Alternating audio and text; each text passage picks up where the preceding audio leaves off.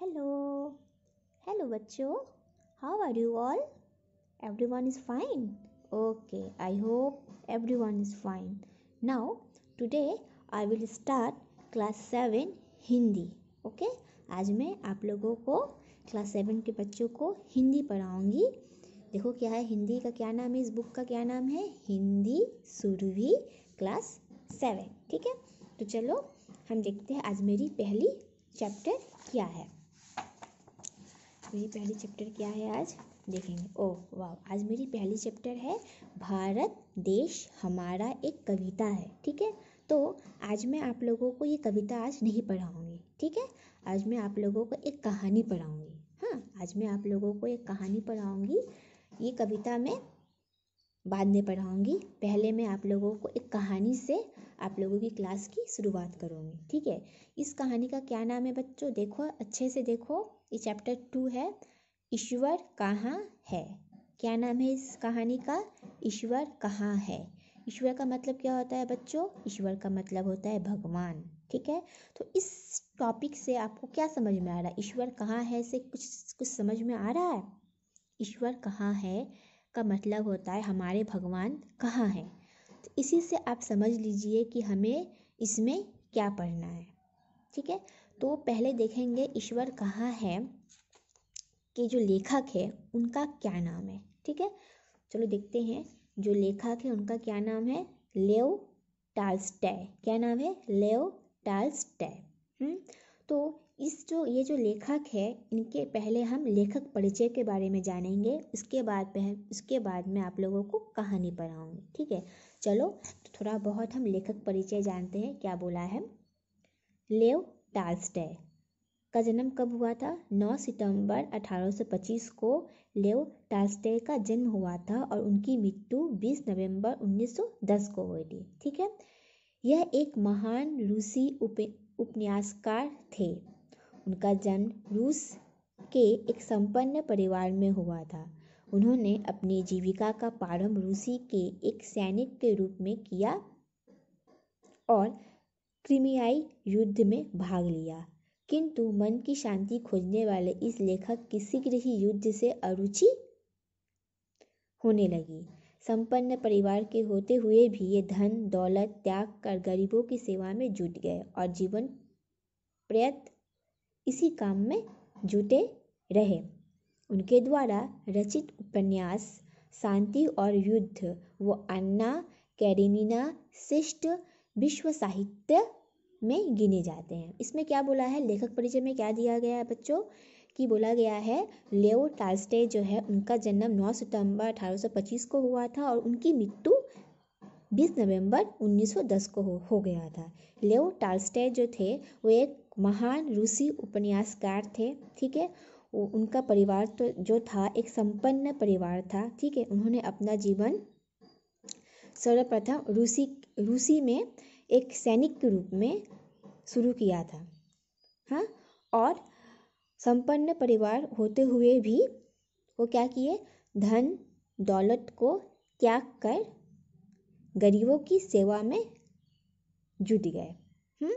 और उन्होंने बहुत सारे कहानी लिखे हैं, उपन्यास लिखे हैं. ठीक है, जिनमें से शांति और युद्ध उपन्यास जो है वो श्रेष्ठ विश्व साहित्य में गिने जाते हैं. ठीक है, तो मैंने आज पहले आपको लेखक परिचय दे दिया. अब मैं इस कहानी को पढ़ूंगी और समझाऊंगी. ठीक है, तो आप लोग पहले मुझे बताओ, ईश्वर कहाँ है से क्या तात्पर्य निकलता है. ईश्वर कहाँ है का मतलब होता है हमारे भगवान कहाँ है. तो प्रस्तुत कहानी में हम क्या पढ़ेंगे, प्रस्तुत कहानी में हम ये पढ़ेंगे कि हमारे जो ईश्वर है वो कहाँ है, ईश्वर की खोज कैसे हुई. ठीक है, ईश्वर को किस किस ने विश्वास किया. ठीक है, इन ईश्वर मंदिर गिरजाघर मस्जिदों में नहीं बल्कि इसी दुनिया में है जिसे स्वयं ईश्वर ने बनाया है. ठीक है, तो इस बारे में पहले हम पढ़ेंगे कि ईश्वर कहाँ है, ईश्वर को किस किस ने बनाया है, सबके अनुसार ईश्वर क्या है, इस बारे में हम जानेंगे. मतलब भगवान कहाँ है. ठीक है, तो let's start our Hindi class for class 7. तो पहले हम इस पाठ के बारे में जानेंगे क्या बोला है. सुनो, प्रस्तुत कहानी ईश्वर कहाँ है, ईश्वर की खोज की कहानी है, जो अंततः इस निष्कर्ष पे पहुंचती है कि ईश्वर और कुछ नहीं हमारा विश्वास है, एक दूसरे के प्रति प्रेम भाव है। ईश्वर मंदिर, गिरजाघर व मस्जिद में नहीं, बल्कि इसी दुनिया में है जिसे स्वयं ईश्वर ने बनाया है। अतः हमें एक दूसरे के धार्मिक विश्वासों का आदर करना चाहिए और अपनी प्रेम भाव बनाए रखना चाहिए। ठीक है, चलो स्टार्ट करते हैं हमारी कहानी। आप लोग ध्यान से सुनो, मैं आप लोगों से पूछूंगी।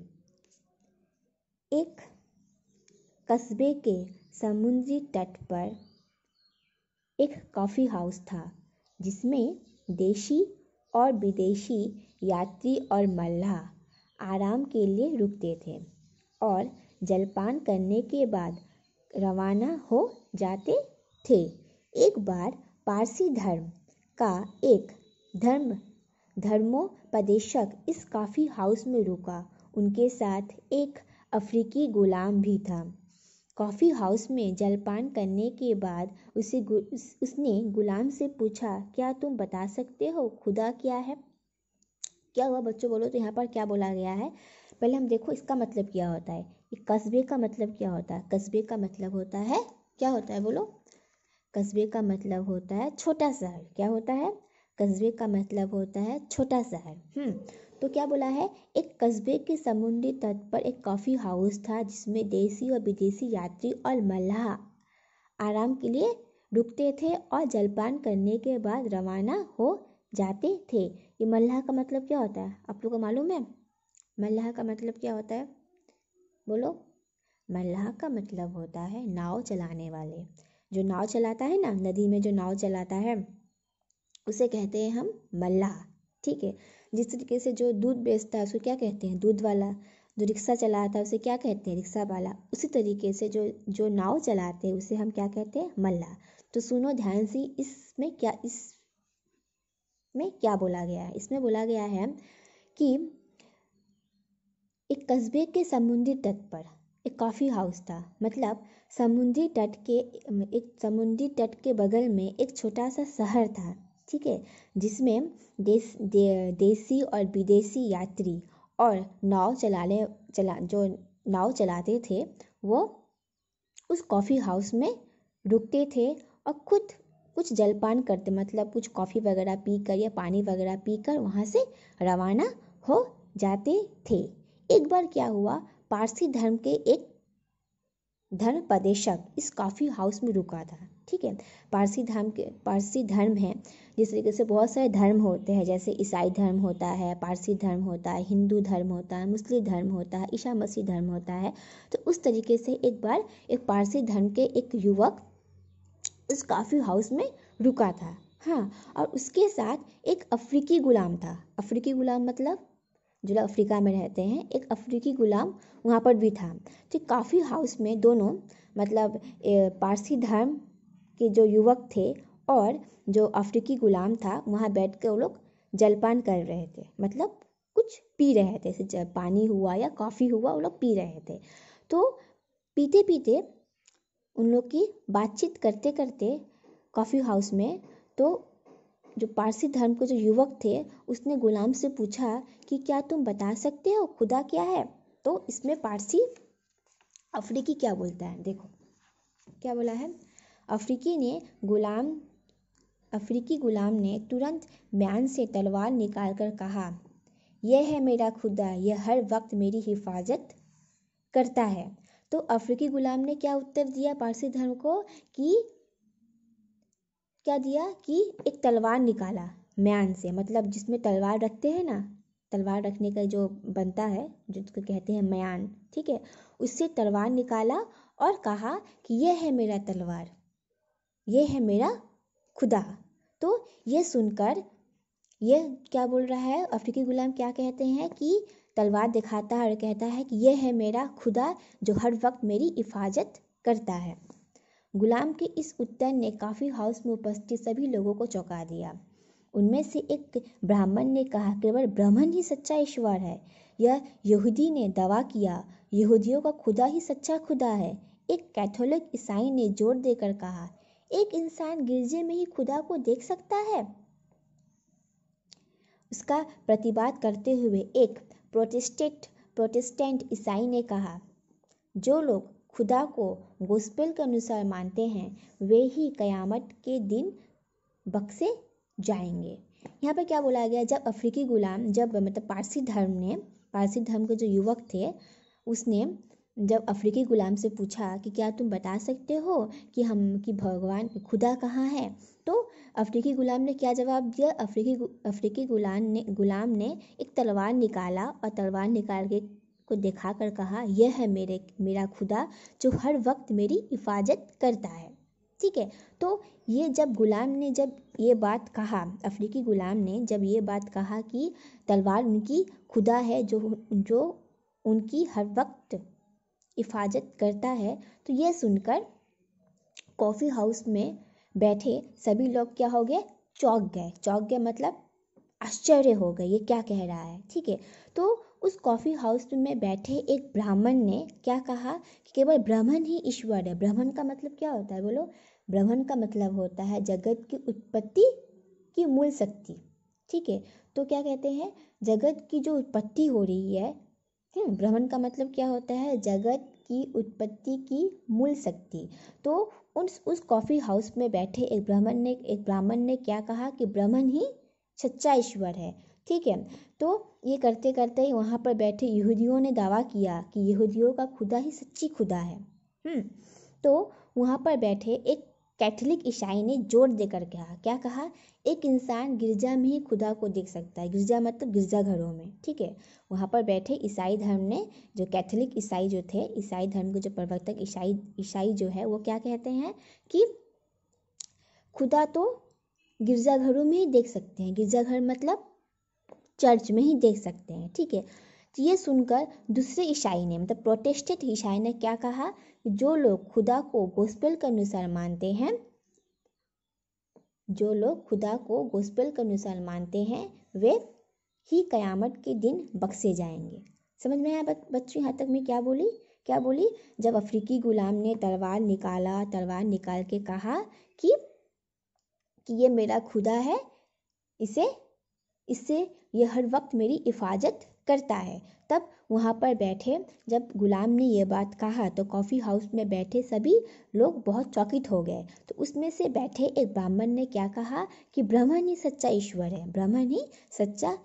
है। तो वहाँ पर बैठे यहूदियों ने भी कहा कि यहूदियों का खुदा ही सच्चा, यहूदियों ने क्या कहा कि उनका खुदा ही सच्चा ईश्वर है। ठीक है, फिर वहाँ पर बैठे कैथोलिक ईसाई ने क्या कहा कि खुदा कहाँ मिलता है? गिरजाघरों में। ठीक है, फिर वहाँ पर बैठे प्रोटेस्टेंट ईसाई ने क्या कहा, जो लोग खुदा को मानते हैं वो उनकी कयामत को बख्शेंगे। उसके बाद क्या बोला, देखो तुर्क ने क्या कहा। एक तुर्क ने कहा, शरीयत के अनुसार कोई बुत खुदा नहीं हो सकता। खुदा एक ऐसी ताकत है जिनमें सिर्फ महसूस किया जा सकता है। ठीक है, ये सब वार्तालाप कहाँ पर हो रहा है, बोलो बच्चों? उस कॉफ़ी हाउस में हो रहा है। ठीक है, याद रखना, ये सब बातचीत कहाँ हो रहा है? उस कॉफ़ी हाउस में हो रहा है। कॉफ़ी हाउस कहाँ पर है? समुद्री तट के एक छोटे सी शहर में ये कॉफ़ी हाउस है। ठीक है, वहाँ पर ये सब बातें हो रही है। तो जब अफ्रीकी गुलाम ने कहा, ब्राह्मण ने कहा, कैथोलिक ईसाई ने कहा, प्रोटेस्टेंट ईसाई ने कहा, तब ये सुनकर तुर्क ने क्या कहा? एक तुर्क ने क्या कहा कि खुदा क्या है? उनके अनुसार खुदा वो है जिसे हम महसूस कर सकते हैं। ठीक है, मतलब यह कि हर व्यक्ति ने अपने अपने विश्वास के अनुसार कहना शुरू कर दिया। ठीक है, तो चीन के सुप्रसिद्ध दार्शनिक कन्फ्यूशस का एक शिष्य कॉफी हाउस के एक कोने में बैठा सबकी बातें चुपचाप सुन रहा था। जब लोगों की दृष्टि उस पर पड़ी तो सबने उससे प्रार्थना की कि वह इस विषय पर अपने विचार बताए। तो यहाँ पर क्या बोला गया है बच्चों? सबने अपना, उस कॉफ़ी हाउस में बैठे सबने अपना अपना मतदान दिया, सबने अपना अपना बातें रखा। ठीक है, तो सब कुछ बोलने के बाद वहाँ पर एक कॉफ़ी हाउस के कोने में एक चीन के सुप्रसिद्ध दार्शनिक कन्फ्यूशस का एक शिष्य, ठीक है, ये चीन में रहते हैं, ये कन्फ्यूजन जो है ये चीन में रहते हैं, ये सबसे प्रसिद्ध एक इंसान है कन्फ्यूशस, उनका एक शिष्य कॉफ़ी हाउस के कोने में बैठा हुआ था, ठीक है, और बैठे वो सब बातें चुपचाप वो सुन रहा था। तो वहाँ पर बैठे दूसरे लोग उनसे कह रहे हैं कि आप सब बातें सुन रहे हैं, आप भी कुछ बोलिए, आपका क्या मतदान है इसमें। तो वो क्या कहता है, चीनी नागरिक ने अपनी आंखें बंद की और कुछ सोचने लगा। चीनी नागरिक जो थे वो आंखें बंद किए और कुछ सोचने लगा, फिर आंखें खोलकर अपने हाथों को आस्तीनों से बाहर निकालते हुए उसने सबको समझाया, बंधुओं, मुझे तो ऐसा लगता है कि हर आदमी का अपना एक विश्वास होता है और यह जरूरी नहीं कि एक विश्वास दूसरे के विश्वास से मेल खाता हो। अगर आप ध्यान से सुने तो मैं आपको एक छोटी सी कहानी सुनाऊंगा जो शायद इस विषय पर कुछ प्रकाश डाल सके। क्या हुआ, तो सबने कहा कि चीनी नागरिक को कि तुम भी कुछ बोलो, तुम्हारा इस विषय में तुमसे प्रार्थना करता हूँ, तुम भी कुछ बोलो, तुम क्या सोचते हो, ईश्वर कहाँ है, ठीक है।